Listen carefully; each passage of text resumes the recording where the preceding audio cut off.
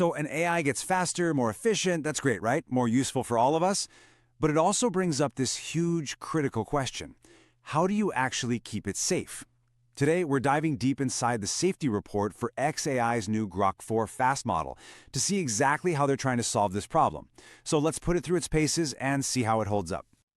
You know, this is the big question for the entire AI industry right now. It's not just about who can build the most powerful tools, it's about building responsible ones. The real goal is to create an AI that helps humanity without accidentally opening the door to a whole lot of harm.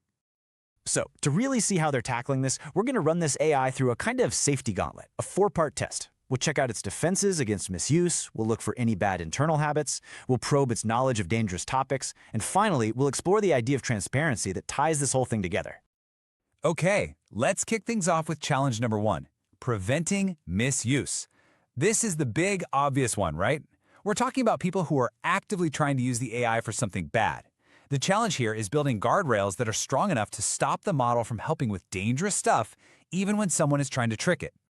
Now, there's a key term you've got to know here: agentic abuse. Think of it like this. Instead of just asking an AI a question, you give it a goal and the tools to achieve that goal all by itself. The risk, of course, is that someone could give it a harmful goal, and the AI would start taking actions in the real world, like executing code, to make it happen. Okay, so that's the theory. But how well does Grok 4 Fast actually hold up when you put it under pressure? Well, the test results give us a pretty clear picture.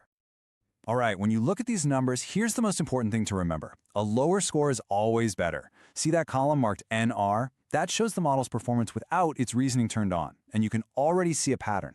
But focus right here on the jailbreak answer rates. That's a direct measure of someone trying to trick the AI. And look at that score. With all the safeguards active, it's a perfect 0. Yep, that's 0. That's the most important number on this entire table. It means that when the model was faced with direct requests for harmful stuff, its answer rate was zip, nada. The first line of defense held up perfectly. So how did they pull that off? How do you get to 0%?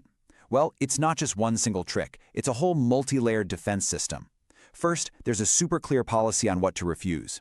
Second, a system prompt is constantly reminding the AI of that policy, kind of like a little angel on its shoulder.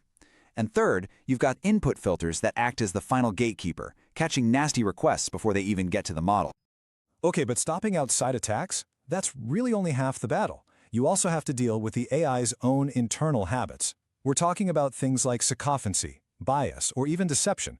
These are the bad habits that can make an AI unreliable or, honestly, even harmful. And a perfect example of one of these bad habits